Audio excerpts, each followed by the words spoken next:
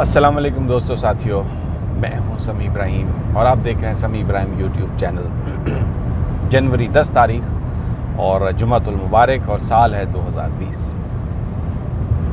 بڑی important information آئی ہے ایران سے، جو حملہ کیا امریکی بیس پر ایرانینز نے، اس کی پوری تفصیل ہمارے پاس ہے۔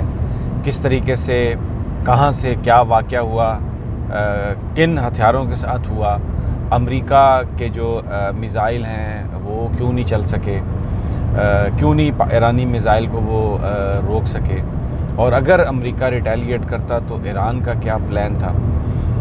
ایک بھرپور پوری منٹ ٹو منٹ جو ہمیں تفصیلات ملی ہیں وہ انشاءاللہ تعالی آپ کے ساتھ ابھی میں شیئر کرتا ہوں۔ اور اس کے ساتھ دوسری جو امپورٹنٹ سٹوری ہے وہ بڑا اہم مقدمہ سابق صدر جنرل ریٹائرڈ پرویز مشرف کا، اس میں جسٹس مظاہر علی نقوی کی سربراہی میں لاہور ہائی کورٹ کے ایک بینچ نے سماعت کی اس حوالے سے کہ وہ عدالت غیر قانونی تھی یا قانونی تھی جس نے پرویز مشرف کو سزا سنائی۔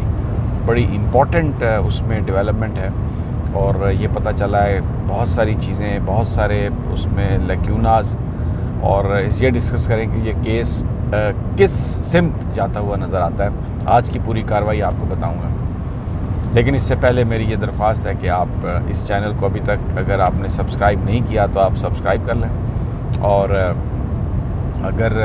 پھر اس کے جو بیل آئیکن ہے اس کو بھی کلک کر لیں تاکہ اگلی ویڈیو جب میں اپلوڈ کروں تو وہ بھی آپ تک پہنچ جائے۔ لائک کریں، اس کو شیئر کریں، اور اپنی تجاویز ضرور دیں، اپنا فیڈ بیک ضرور دیں، بتائیں ہمیں کہ ہم جو کچھ کر رہے ہیں اس میں اور مزید کیا کر سکتے ہیں۔ اب میں آ جاتا ہوں سب سے پہلے جو ایرانین حملہ تھا امریکہ پر، اس کی تفصیل آئی ہے جناب۔ اس کی تفصیل یہ آئی ہے کہ ایک بڑا اس میں سوال یہ تھا کہ امریکنز جو ہیں ان کے پاس تو بڑی صلاحیت ہے، وہ تو میزائل کو زمین پر گرنے سے پہلے اگر ان کی طرف کسی دشمن نے میزائل پھینکا ہو تو وہ تو اس کو فضا میں مار سکتے ہیں۔ میں اپنی پہلی ویڈیوز میں بھی ذکر کر چکا ہوں کہ وہ پیٹریاٹ میزائل بیٹریز ہیں۔ جب گلف وار ہوئی تھی اور عراق نے اسرائیل پر اسکڈ میزائل پھینکنا شروع کیے تھے تو امریکہ نے وہ جو پیٹریاٹ بیٹریز ہیں میزائلز وہ اسرائیل میں نصب کیے تھے، اور بہت سارے اسکڈ میزائلز کو زمین پر گرنے سے پہلے فضا میں ہی تباہ کر دیا گیا تھا۔ بڑا یہ سوفسٹیکیٹڈ نظام ہے، اور رشیا نے بھی اسی طرح کا بنایا ہے نظام جس کو SU-400 کہتے ہیں، اور ٹرکی نے وہ خریدا ہے رشیا سے۔ امریکہ اور ٹرکی کے درمیان جو جھگڑا تھا وہ بھی اسی وجہ سے تھا۔ اچھا، اب وہ پیٹریٹ میزائل کیوں نہیں روک سکے ایرانین میزائلز کو؟ تو جو ایران کی ایئر فورس کے جو سربراہ ہیں جنرل خانزادہ حاجی زادہ، انہوں نے یہ بات بتائی ہے کہ جس وقت اٹیک ہوا اسی وقت سائبر اٹیک بھی کیا ایران نے، اور سائبر اٹیک کر کے جو امریکی ایک بحری جہاز تھا، بڑا شپ جو ساری صورتحال کو مانیٹر کر رہا تھا، اور اس کو اور جو ان کے، کیونکہ جو یہ جو ایئر بیس تھا جہاں پر یہ حملہ ہوا تھا، 12 ڈرون جو امریکہ کے تھے اس کی حفاظت کے لیے تھے، تو ان ڈرونز کا جو سسٹم ہے اس کو، اور اس بحری جہاز کا جو الیکٹرانک کمپیوٹر سسٹم ہے اس کو ہیک کیا ایرانینز نے، اس کو مفلوج کیا۔ وہ جو ڈرون تھے ان کو اندھا کر دیا، اور ان ڈرونز کو کوئی نظر نہیں آیا کہ میزائل کہاں پر ہیں، کہاں سے آ رہے ہیں ایران کے میزائل۔ اور اسی طرح جو شپ ہے امریکہ کا جو پوری سپورٹ پرووائڈ کرتا تھا ریڈار کی، اور جس نے پوری سرویلنس کی ہوئی تھی ایران کی، اس کو بھی اندھا کر دیا سائبر اٹیک نے۔ یعنی مکمل طور پہ ایران نے یہ کام کیا۔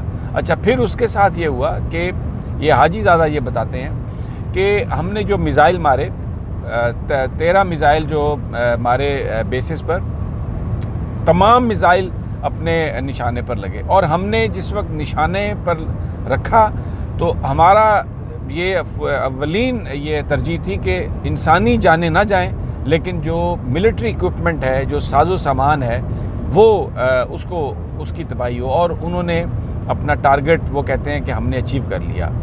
یہ بھی پہلی دفعہ پتہ چلا ہے کہ ایران ایک مکمل لڑائی کے لیے تیار تھا۔ یعنی یہ جو حملہ ہے یہ صرف اس حد تک نہیں تھا کہ آپ نے میزائل پھینکے اور پھر خاموش ہو گئے. سینکڑوں میزائل جو امریکہ کے بیسز کی طرف ہیں، ایران کے بیسز کی طرف عراق کے بیسز کی طرف وہ لگا دیے گئے تھے.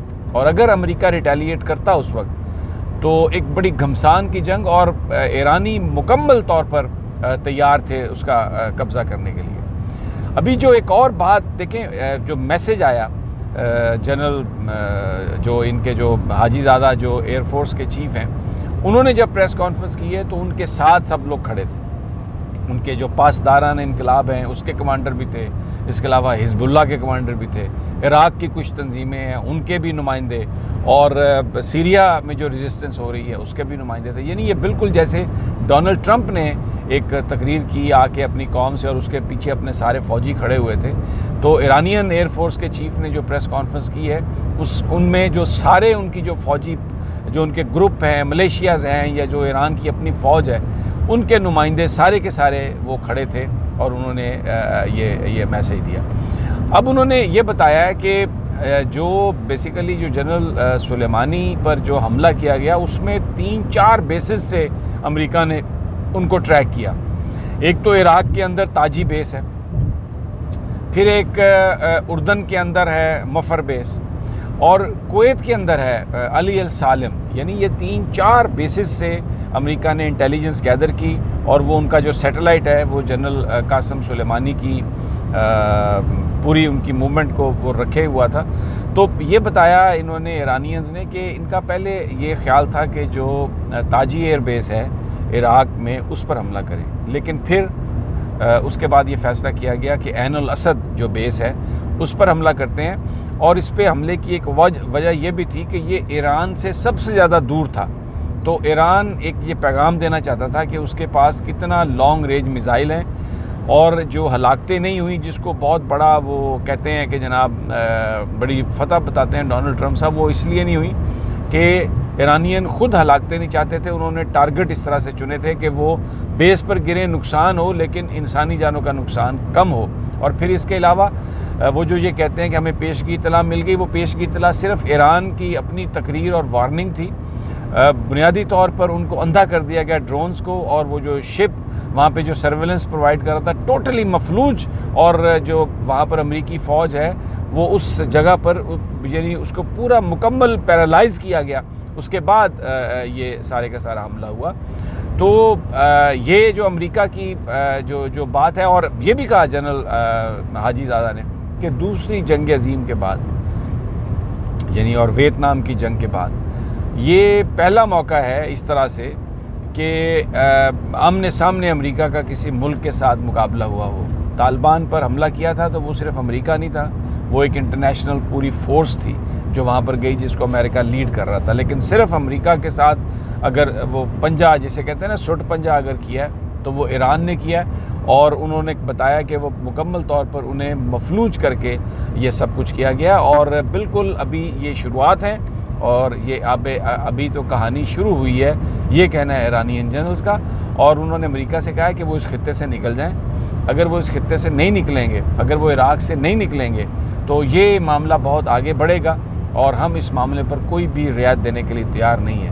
تو بیسیکلی جرأت میں، ٹیکنالوجی میں، ہر شعبے میں ایران نے امریکہ کو مات دی، جس کی وجہ سے میں اپنی پچھلی ویڈیوز میں بھی بتا چکا ہوں آپ کو، جس کی وجہ سے امریکہ نے یہ ریٹریٹ اختیار کی.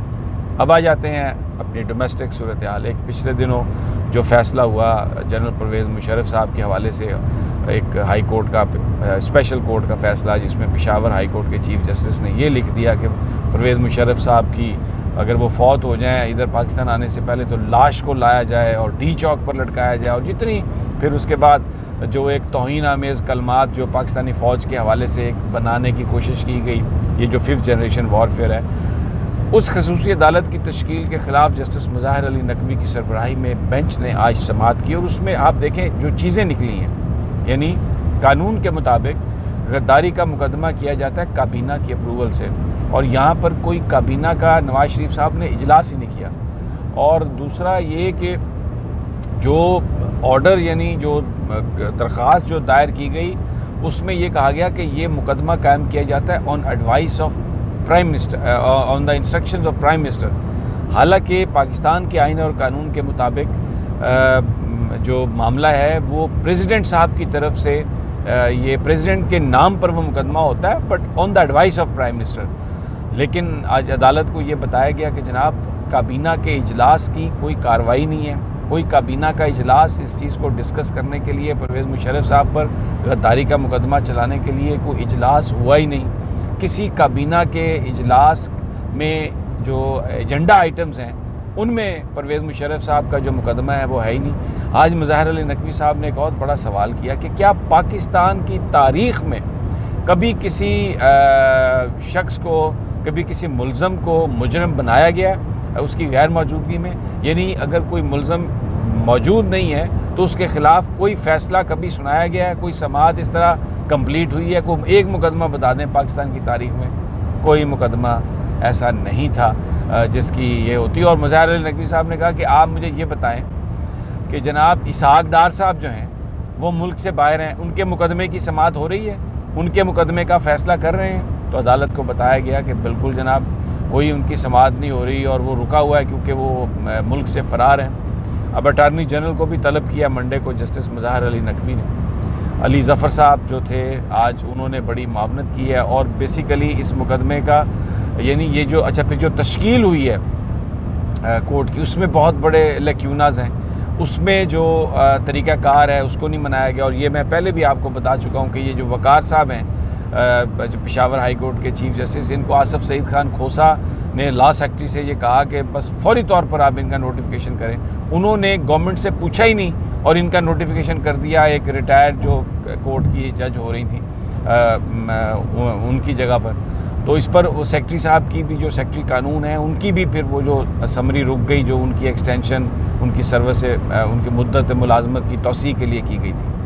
تو یہ جو سارا معاملہ اس میں اتنی دو نمبری ہے. اور یہ 2000 بیسیکلی جو سپریم کورٹ کا بھی فیصلہ تھا اس میں بھی یہ کہا گیا تھا کہ صدر پرویز مشرف نے ایمرجنسی لگائی اس کو، یعنی وہ یہ نہیں کہا گیا کہ آئین کو سسپینڈ کیا گیا، ان فیصلوں میں بھی یہ بات نہیں ہے.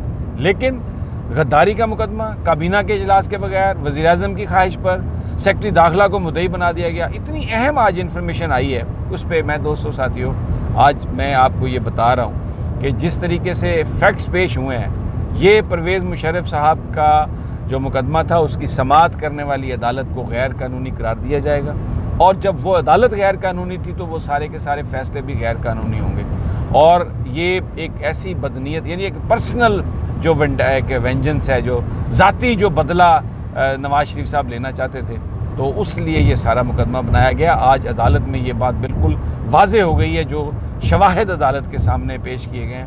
بلکہ یار لوگ تو یہ بتاتے ہیں کہ نواز شریف صاحب یہ چاہتے تھے کہ میں دیکھوں پرویز مشرف کو ہتھ کڑی لگے ہوئے اور آتے ہوئے. تو وہ جو اسپیشل کورٹ جہاں پر پھر لگائی گئی لائبریری میں، تو وہاں پر پرائم منسٹر صاحب اپنی کھڑکی کے پاس گئے نواز شریف صاحب دیکھنے کے لیے کہ کس طرح پرویز مشرف کو لے جایا جاتا ہے وہاں پہ. تو یہ ابھی تک کی کارروائی ہے، لیکن لگ یہ رہا ہے کہ یہ جو خصوصی عدالت کی جو تشکیل تھی اور جس طریقے سے الزام جو چارجز فریم کیے گئے پرویز مشرف صاحب پر، وہ سارے کے سارے انلیگل ہو جائیں گے. اور جسٹس مظاہر علی نقوی صاحب کی صدارت میں یہ جو بینچ ہے بڑا لینڈ مارک یہ ڈیسیژن دینے والا ہے. اور میں اب جیسے جیسے انفارمیشن آئے گی میں آپ کو اپلوڈ کرتا رہوں.